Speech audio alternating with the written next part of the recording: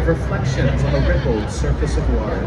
All of these design elements put it in strong relationship with the Chicago River. But if you're curious about your own relationship with the Chicago River, then look no further than the massive map coming out here on our left. That red brick represents the location of that building on this map of the Chicago River, essentially acting as a massive "you are here" sign.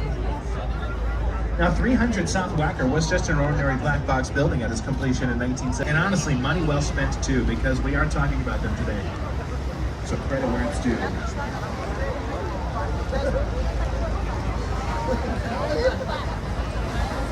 Building that some of you might recognize as Gotham City Bank from the opening sequence of Christopher Nolan's The Dark Knight.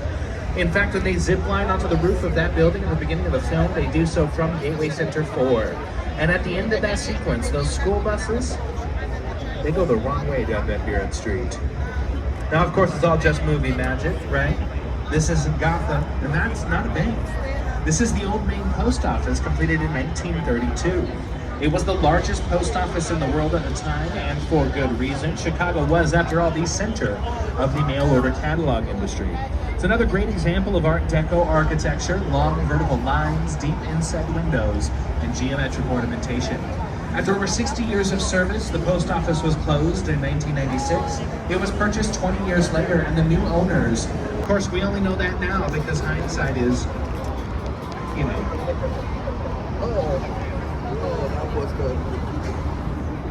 This highway actually goes right through the middle of the... They just happened to know that the highway was coming, so they made sure to leave a gap so they could build through it.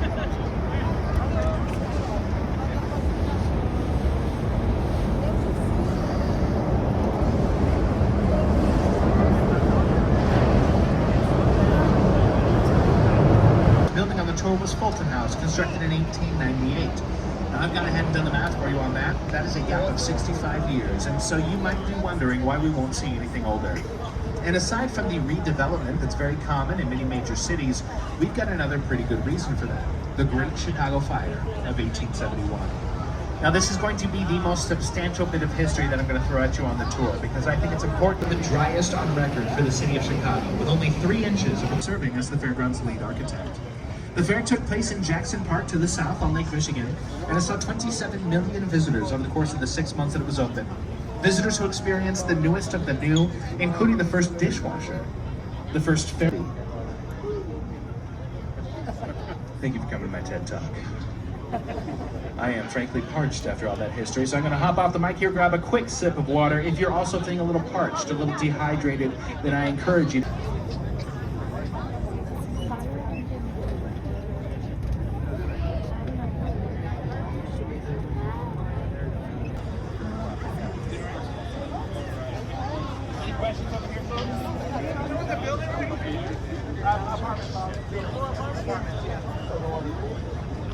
Arena City, and so the rest of that complex never materialized. As we move out in front of the building here, you're going to see that the residential balconies for this building are tucked into the inside curve of this S-shaped building. And that's because that curve can then act as a windbreak, keeping the balconies very comfortable for residents of the building. As you can imagine, that's a pretty important feature here in the Windy City. What about that nickname? The Windy City, as a nickname for Chicago, was first recorded around 1850. That likely did originally refer to the wind coming in off the lake and into the city. However, in the lead up to the 1893 World's Fair, our civic leaders were going around advocating for Chicago to host, and some people, New Yorkers, decided to co-opt that nickname to refer to the windbag politicians that they saw coming out of Chicago. Statue at the top, that is the Chicago Board of Trade. It's another gorgeous example of Art Deco architecture with, join along if you like, long vertical lines, deep inset windows, and geometric ornamentation. I promise that is the last time I'll say that on the tour.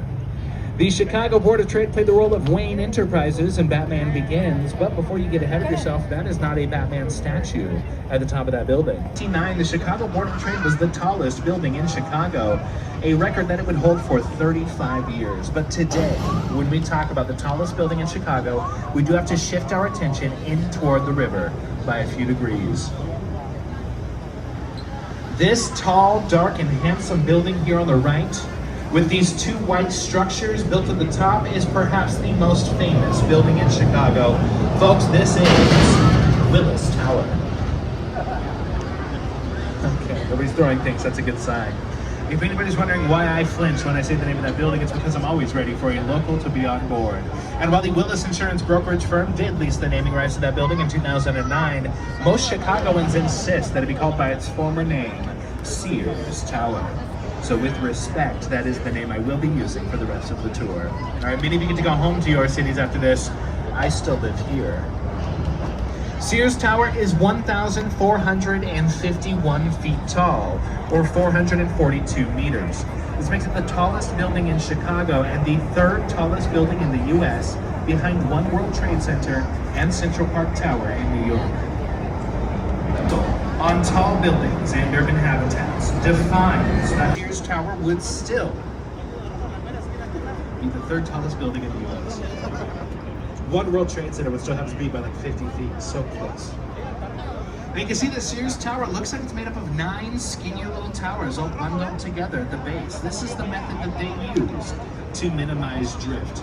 It's called bundled tubes, and it was developed by one of the building's designers, a Bangladeshi-born structural engineer named Dr. Fazlur Khan.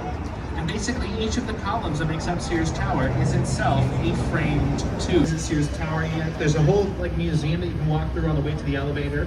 The elevator takes you up to that 103rd floor observation deck in 45 seconds. Your ears actually pop. I'm gonna ask everybody, just go ahead and check in with your group. Make sure that we're not getting our conversations too loud. I don't think anybody's being too, but you know, things. And there are offices in the arms and in the seat back up above. I've also read that the man who oversaw the design of this building intentionally made it so the back of the throne faces New York City, because we can both be petty. Turnabout is fair play. Shaped building here, this is the Boeing building, completed in 1990, and that southwest corner of the building there is suspended from that bridge-shaped truss up there on the roof. It is hanging from that truss, and that's because there are active train lines that run beneath this building. So they couldn't install caissons or poured concrete supports beneath the entire building without interrupting that train traffic.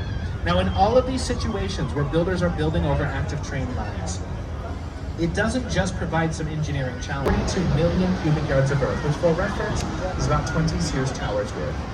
But on January 2nd, 1900, that canal was opened, gravity took over, and coming out from beneath the bridge here, you'll look over to the right. The new Veen building, this curved glass building, is 333 West Wacker, or the new Veen building. It's got a beautiful alternating pattern of blue and green glass representing the sky and the river. Right? If we had to reverse the river, we might be looking at a blue and brown building right now. That wouldn't have looked nearly as impressive in Ferris Bueller's Day Off. That's right, that's the location of his dad's office, from which he looked down onto the parade route. So we got another movie star here, folks. The reversal of the river in 1900 was huge for the Chicago River, but more impactful money for ALS research, which is absolutely incredible. I can't think of a better way to spend your time than to raising money for a noble pursuit like that. Although I look at art displays in the world projected onto the surface of Merchandise Mart. It's called Art on the Mart. It happens Thursday, Friday, Saturday, and Sunday nights between April and December.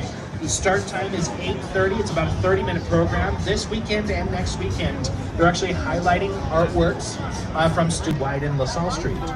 So they locked a bit off. They cut off a bit of this building. Now they adjusted the facade to match, so it is difficult to tell unless you can count. There are only 5 bays of windows on this side of the clock tower. There are 6 bays of windows on the other side. It's got thick concrete. You can see that large number 55 at the top there. That is 55 West Wacker, completed in 1968. It's designed in a style called Brutalism. Now, Brutalism is a modernist style of architecture, so it's got those clean lines that we expect from modernism. With the use of stone and concrete in brutalist architecture, provides the public upon seeing the style for the first time. It was apparently not well received, and so we get the name Brutalism. Utopian science fiction media.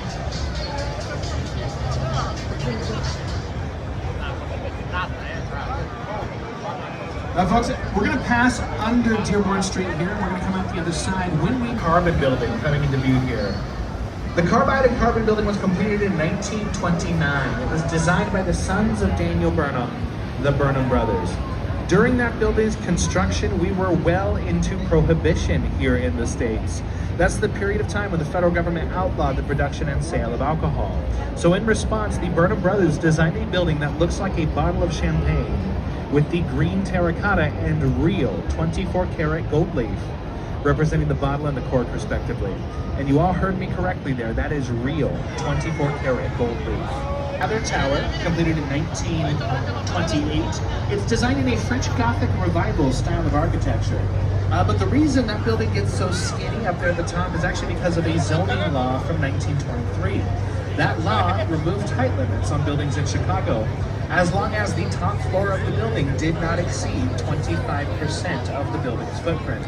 So for the skinniest skyscraper in the city, at 100 feet by 65 feet, our left. Coming out from behind the Wrigley Building, you're going to see a beautiful French Gothic cathedral-looking building. This is Tribune Tower. Tribune Tower was completed in 1925. It was designed by New York architects Raymond Hood and John Mead Howell, and it was modeled after the Rouen Cathedral in Normandy. It's an absolutely gorgeous building. Again, it is one of my favorite buildings on the tour, but my favorite part of Tribune Tower isn't actually visible here from the river.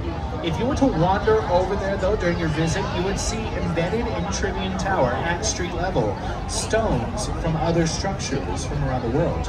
There's a piece of the Taj Mahal, the Great Wall of China, the White House. There's even a piece of one of the World Trade Center towers from September 11, 2001, embedded in Tribune Tower, the founder of Chicago.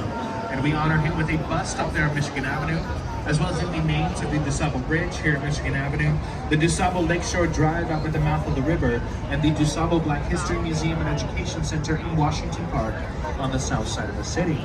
Near where we started this trip, some context first, and that's because the St. Regis actually uses 3 different methods of minimizing drift, 2 of which we've discussed now on the tour. The third one involves those 2 floors near the top of the tallest tower that look unfinished. We'll get to those in just a moment. But the St. Regis has inertial slosh dampers like 150 North Riverside. In this case, there are 6 tanks at the top of that building containing 400,000 gallons of water. So when the wind pushes the building, the water sloshes back and minimizes that drift. The St. Regis also uses bundled tubes like Sears Tower. Those 3 towers are bundled together at the base, providing additional strength in the direction of the prevailing winds. The final method, though, which we've yet to discuss, is called blow-through floors. Those 2 floors near the top of the tallest tower have no windows, no residences. They are open. So the wind can blow right through the building, which helps to relieve pressure on the windward side.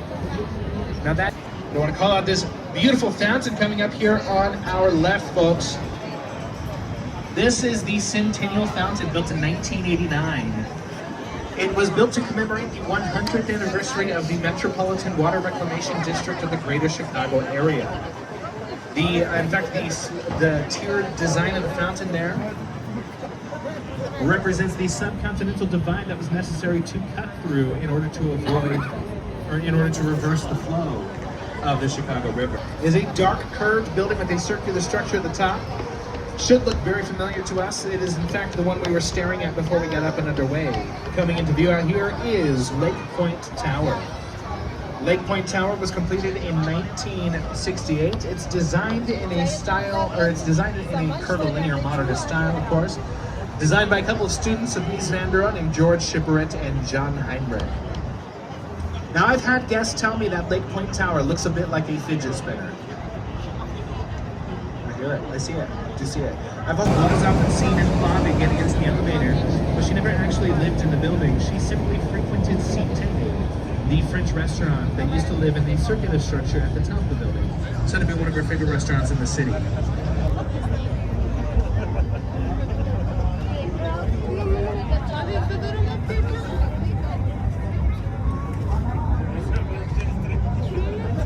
Selves will likely not be realized.